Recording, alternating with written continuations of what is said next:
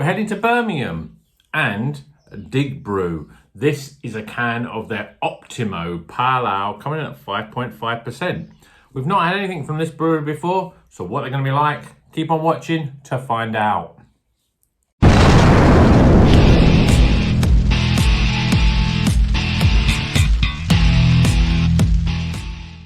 Welcome back to Rocker's Beer Review. Today we're going to be reviewing this beer. This is by Brew with this sort of quite easy, not very easy to read font graphics here. And this is called Optimo. It's a pale ale, 5.5%. It's a house-style pale, hopped with Simcoe, Azacca and Mosaic. These are based in Birmingham, not really heard of them before. I'm trying to work out why I decided to pick this one up. It might be because of the Azacca, because I just find it's a hop that intrigues me, because I've had a few beers with Azacca and I've really enjoyed them. I'm not quite sure, I should have really researched it before I did this video, what Azacca brings to the party, but it seems like they make that good beers are made when you've got Azacca in it. So it's probably my hop of the moment, because I do find I go through these stages. I remember last year I was all over Sabro, everything. Oh, I've got to have something with Sabro, and I love the Sabro. Now I'm getting to the point where, well, to be honest, I'm beyond the point where Sabro, I'm trying to avoid them because I think it's a bit too overpowering. So yeah, Azacca, Simcoe, Mosaic. Not a trio of hops that you normally get. It's not a commonly sort of put together hops selection, but let's get this beer out the can and into a glass and see what it's all about. Say Birmingham, I don't think Birmingham breweries, not really, I can't think of many other Birmingham breweries that we've had on the channel before. Beer in a glass, lovely, orange, hazy. I mean, God, it is, I say it nearly every time. I pour it out and it's like, it's an orange golden thing. This is what beer looks like, you know, it's got a nice haze on it. It's got a very compacted head there, just about 2 fingers of head. Looks pretty good. If you look at the bottom though, you know, it's a bit clear at the bottom. Pale ale is usually a bit clearer. Let's see what the aromas are like. Yeah, I'm struggling to really pick out much from the aroma. It does smell a little watery, which is always a bit worrying. I think at the very sort of most you can get out of that is a bit of lemon. It's not got the best aroma. Let's see if the taste is better. Cheers, everyone.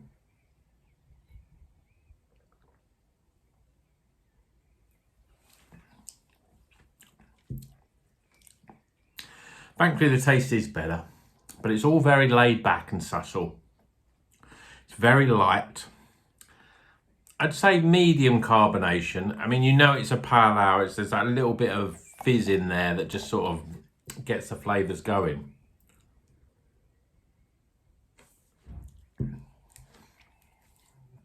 It does have a slightly watery taste. It has a profile of some supermarket beers almost, but 5.5% is not low on ABV. And what are the flavours? I've got to admit, I'm struggling to pick them out as well. Let's give a big sip on this.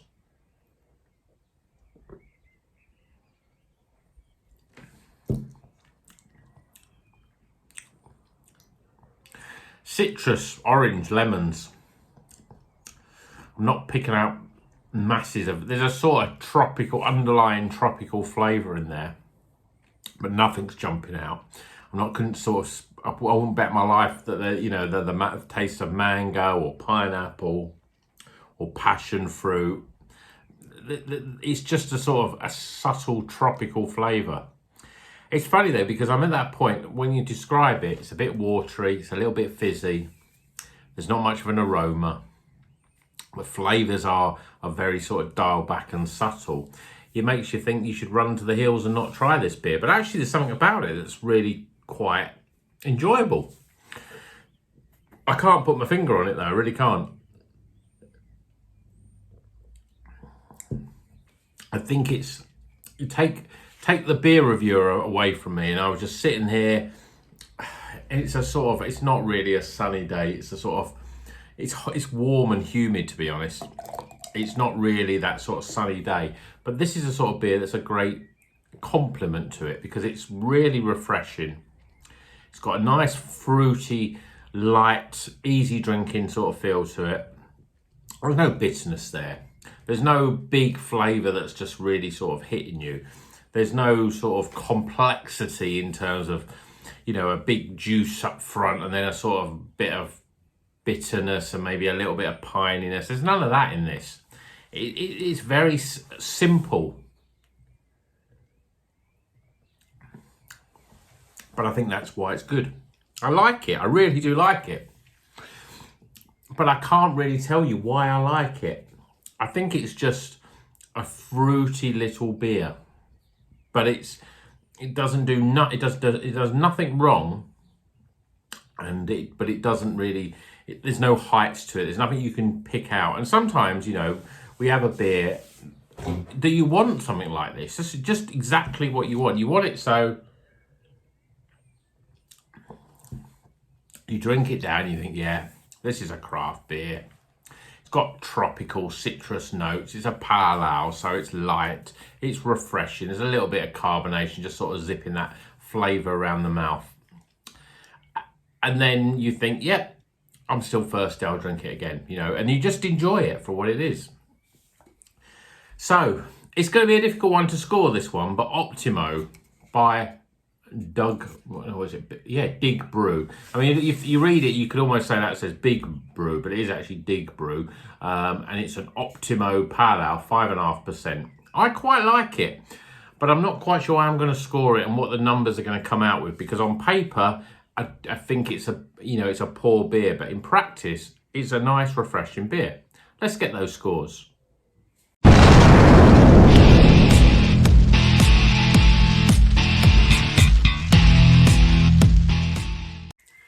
Okay, the scores are in for the Dig Brew Optima. It's a house pale ale. This is the sort of beer that if you see it on draft, definitely drink it, because I think this is the sort of beer in a pub when you want to sort of be drinking a good few beers and enjoy beers. This is a great beer for that. In can, it's a very difficult beast to really describe, but we'll do our best. Firstly, aroma. Well, when I first put it to my nose, I was thinking there's not much aroma to this. It's all very, you might pick a little bit of citrus in there, but there's not much that's jumping out. I think maybe that was just, maybe it was too cold. I mean, I do like pale ales almost straight out the fridge and drinking them, because I think that's what they're about. They're the closest sort of beer to a lager in terms of they're lighter, they're a little bit fizzier. You want that refreshment from them, and so you don't need to warm them up. But as it's warmed up a little bit, and I'm not sort of saying, oh yeah, we'll leave it for an hour or whatever, 10 minutes or so, the aroma is starting to develop a little bit more. And I'm picking more pineapple up now. And I didn't really pick that up in it at all, but there's a lot more pineapple and citrus. It's quite pleasant, but it doesn't do enough in terms of really sort of think, oh, I just want to really drink this now. And that's what the aroma score is all about. It's all about smelling it, thinking, yeah, I don't want to smell it anymore. I just want to put it in my mouth because it smells really good. So I'm giving it an 11 because it's certainly, there's no way it's unpleasant. It's just, it takes a while to sort of really pick out. Yeah, I mean, the pineapple is really starting to be quite big in that aroma. So 11 out of 20 for aroma. Appearance, well, I mean, it's for a pale ale, it's pretty good actually, because it's got a nice sort of head. It's hazy. It looks soft looking. And I think for a pale ale, that's good. Sometimes they can be a bit too light, a bit too translucent. This one is pretty hazy, but there is if you look at it at the bottom, I mean, you can't see me through there really, but you know, it's a little bit lighter. I'm giving it 8 for appearance though, for a pale ale, that's good.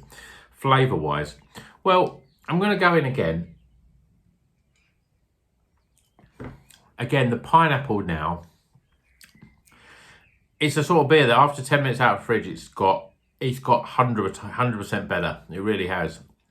Pineapple is quite big in the flavour, and citrus and zestiness, fruitiness, no bitterness. It's quite soft. For a pale ale, actually, it's softer than I probably first thought it was. Carbonation is fairly low. I'm enjoying this, and as I said, if you had this on draft, I think you would say that is a really great beer. I think just because it would be served at exactly the right temperature, Obviously, it'd be on draft, so you know the way that it would sit in the glass would just be much better. I think you'd get a lot more out of it. So for flavour, I'm giving it a solid, if not overly remarkable, but 33.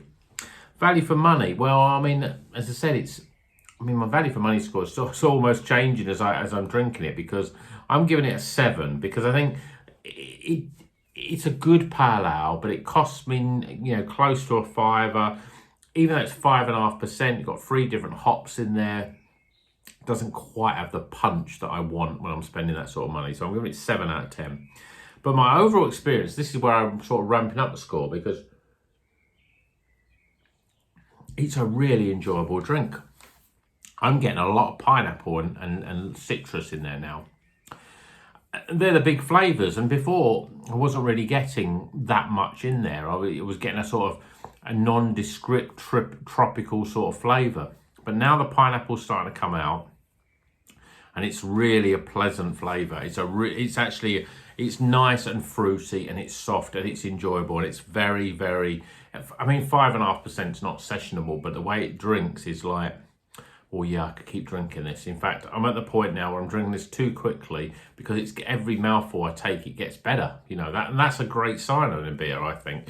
So find this one on draft and give it a go. I'm giving it 15 for my overall experience, because I think actually it's a really good pale ale. And when I think of a lot of pale ales I've had, this is a step above in terms of the feel on the mouth, the flavours, the subtleness of it. It's pretty good.